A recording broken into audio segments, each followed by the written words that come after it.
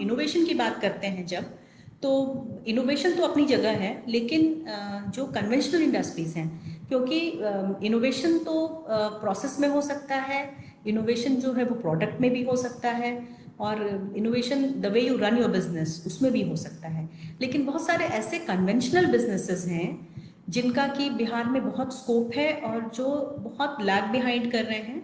और स्कोप है not only in terms of आप एक वाइबल बिजनेस क्रिएट कर सकते हैं, बल्कि आप काफ़ी सारे लोगों को रोजगार भी प्रोवाइड कर सकते हैं। तो इस तरह के आप सोचिए कि हम बिहारी हैं और हमारा जो स्टेपल जो हम खाते हैं, स्टेपल खाना जो हम खाते हैं, हम मस्टर्ड ऑयल का यूज़ करते हैं, सरसों का जो तेल होता है।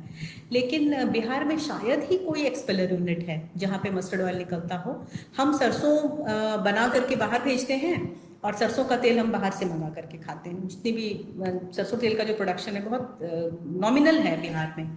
चाय के हमारे यहाँ बागान है, किशनगंज का जो एरिया है उधर हमारे चाय के बागान हैं, लेकिन हमारे पास चाय की प्रोसेसिंग नहीं होती है।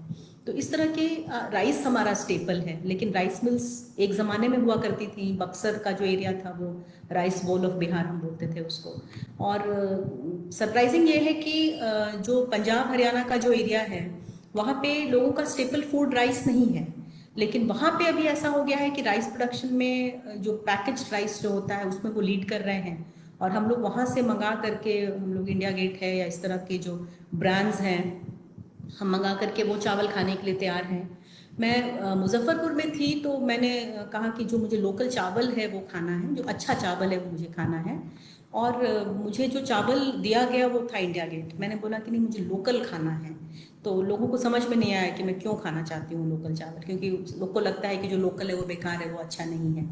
जबकि फैक्ट ये है कि जो चावल हम प्रोड्यूस करते हैं, जो चूड़ा हम प्रोड्यूस करते हैं, जो सत्तू हम प्रोड्यूस करते हैं, वो शायद इंडिया में वो क्वालिटी जो है, अगर हम लोकली ग्रोन की बात करें तो वो शायद बहुत कम जगह उस तरह की क्वालिटी इतने कम इनपुट्स में अवेलेबल हो पाती है। और अगर आप फार्मिंग की बात करें तो आप देखेंगे कि जो पंजाब हरियाणा का जो एरिया है वो एरिया एक्चुअली राइस के लिए सूटेबल नहीं है। उस एरिया में वो वाटर डेफिसिट एरिया है, वो राइस के लिए सूटेबल नहीं है, लेकिन बहुत कुछ मार्केट से ड्रिवन होता है। और राइस फार्मिंग के चलते उस एरिया के एनवायरमेंटल कॉन्सिक्वेंसेस भी अच्छे नहीं हुए हैं। जो सॉइल का सेलिनिटी है या वाटर टेबल है, उन सब में एडवर्स इफेक्ट आया है।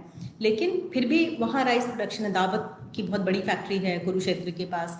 कुरुक्षेत्र को लोग राइस बोल ऑफ इंडिया बोलने लगे हैं, जबकि हरियाणा का जो खाना है वो स्टेपल फूड राइस नहीं है। तो ये बड़ा दुख होता है देख करके कि जो राइस बिहार में हो सकता था, और सिर्फ लोकल मार्केट को अगर हम केटर करने की बात करें तो लोकल मार्केट को केटर करने में ही आपकी वायबिलिटी बन जाएगी, वो भी हम नहीं कर पा रहे हैं। सिमिलरली मैंगो है, अल्फोंसो पूरे भारत में सब जानते हैं, लंगड़ा सब जानते हैं, दशहरी सब जानते हैं, जो हमारा मालदा है उसको कोई नहीं जानता है। तो ये भी मतलब एक पोटेंशियल एरिया हो सकता है। और अगर हम एग्रीकल्चर की बात करें तो आप एग्रीकल्चर प्रोड्यूसर्स में अगर देखेंगे तो लीची में हम नंबर 1 हैं। और लीची की जो क्वालिटी हम बनाते हैं वो क्वालिटी हमारे यहाँ जो होती है वो क्वालिटी शायद भारत में कहीं भी नहीं होती है। लेकिन जब आप दिल्ली में या बॉम्बे में जब आप लीची खरीदेंगे तो आपको वो देहरादून की लीची बोल करके देगा। तो काफ़ी ये मतलब सैड स्टेट ऑफ अफेयर्स है। मखाना में हम फर्स्ट हैं, जो लौकी जो होता है बॉटल गार्ड उसमें हम फर्स्ट हैं। जूट और मेस्ता के प्रोडक्शन में हम सेकंड हैं।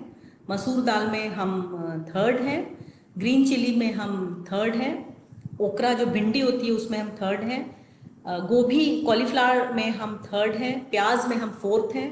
रेडिश मूली उसमें हम फोर्थ हैं। कैबेज जो होता है बंद गोभी उसमें हम फोर्थ हैं। गाजर में हम फोर्थ हैं। सनफ्लावर में हम फिफ्थ हैं। और सनफ्लावर सीड जो है वो हेल्थ फूड के नाम से इतना जाना जाता है आजकल। शुगर केन में हम फिफ्थ हैं। मेज़ में हम फिफ्थ हैं। पैडी में हम सिक्स्थ हैं। जबकि हमारे यहाँ एग्रीकल्चर जो है वो मेजरली सब्सिस्टेंस एग्रीकल्चर है। और जो there are certain other things जिसमें हमारा बहुत अच्छा प्रोडक्शन है, हमारी क्वालिटी बहुत अच्छी है। जैसे सहजन जो होता है ड्रमस्टिक, जिसको मुगा बोलते हैं। तो मुनगा जो है अभी सुपर फूड के लिए उसको प्रमोट कर रहे हैं लोग एज सुपर फूड। तो जो सहजन का जो पेड़ है उसकी जो पत्तियां होती हैं, उस उन पत्तियों का जो पाउडर होता है वो सुपर फूड के तौर पे यहाँ पे भी आंगनबाड़ी वगैरह में प्रमोट करने की कोशिश की गई थी। तो अभी एक प्रोजेक्ट है जो यूएसएड के सहयोग से बिहार में आ रहा है और ईडी रूरल सिस्टम्स वगैरह कर रहे हैं। वो सहजन की खेती और सहजन की पत्तियों का जो प्रोसेसिंग है वो करके उसको मार्केटिंग करने का। तो ये सब मतलब बहुत सारे हमारे ऐसे प्रोडक्ट्स हैं जो हमें कम इनपुट में, जो बाकी स्टेट्स हैं उससे काफ़ी कम इनपुट में बिहार जो है वो काफ़ी अच्छी तरह से प्रोड्यूस कर सकता है। तो ऐसा कोई कारण नहीं है कि बिहार में ये जो हमारे एग्रीकल्चर प्रोड्यूसर्स हैं इनको हम आगे नहीं बढ़ा सकें। और खेती से आगे जो प्रोसेसिंग है, जो वेयर हाउसिंग है, जो कोल्ड स्टोरेजेस हैं और जो सप्लाई चेन है, इसमें हम इंटरवेंशन नहीं कर सकें तो ये इसका कोई कारण नहीं है। हमें कुछ ऐसे एंटरप्रेन्योर्स चाहिए और हमें ऑफ कोर्स इकोसिस्टम चाहिए, सरकार का सहयोग चाहिए कि जिसमें लोग एंटरप्रेन्योर आ सके और इन सब चीज़ों को बढ़ावा दे सकें। मुझे याद है जब मैं भागलपुर एक बार जा रही थी तो मैंने नौगछिया से क्रॉस किया तो सड़कों पर बच्चे टोकरी में केला लेकर के, केले का पूरा मतलब भरी हुई टोकरी लेकर के सड़क पर बेच रहे थे। और उनका ये था कि आप उनको कुछ भी दे दीजिए, 2 रुपया दे दीजिए, 5 रुपया दे दीजिए, कुछ भी दे दीजिए, वो आपको दे देंगे। क्यों दे देंगे? क्योंकि हमारे यहाँ कोई प्रोसेसिंग फैसिलिटी नहीं है, हमारे यहाँ कोई वेयर हाउसिंग नहीं है, हमारे यहाँ सड़कें बहुत ख़राब थी उस वक्त, और हमारे यहाँ कोई ऐसा साधन नहीं है कि उनको हम जल्दी से जल्दी मार्केट में पहुँचा करके हम उनको एक अच्छे दाम पर, एक जो रिम्यूनरेटिव प्राइस होता है उस पर हम बेच सकें। तो जो हमारा केला है वो अगर पेरिश हो गया, अगर वो ख़राब हो गया तो हमें उसका कुछ भी नहीं मिलेगा। तो उनका ये कहना था कि हमें कुछ भी मिल जाए, 2 रुपये का मिल जाए। मैं दिल्ली से आई थी तो मुझे बड़ा मतलब आश्चर्य भी लगा और मेरे बच्चे तो बहुत आश्चर्य में आ गए कि माँ इतना सस्ता यहाँ पे सब कुछ मिलता है। तो ये मतलब दुख की बात है कि ऐसा हो रहा है। लेकिन आप सोचिए कि अगर हम उस केले को अगर हम मार्केट में पहुँचा सकें केला चिप्स के फॉर्म में, या हम जो केले का जो फाइबर है उसको हम यूज़ करके हम बना सकें, सस्टेनेबल टेक्सटाइल की आजकल बात होती है, सस्टेनेबल पैकेजिंग की बात होती है, तो अगर हम वहाँ यूज़ कर सकें तो ये एक अच्छा बिजनेस अपॉर्चुनिटी हो सकता है। तो इस तरह से हम अगर एक रिस्क एपेटाइट जो है बिहारियों का बहुत कम होता है, तो वो रिस्क एपेटाइट अगर हम डेवलप कर सकें तो हम एक यहाँ पे कल्चर जो है एंटरप्रेन्योरियल कल्चर जिसको बोलते हैं, हम वो यहाँ पे फॉस्टर कर सकते हैं।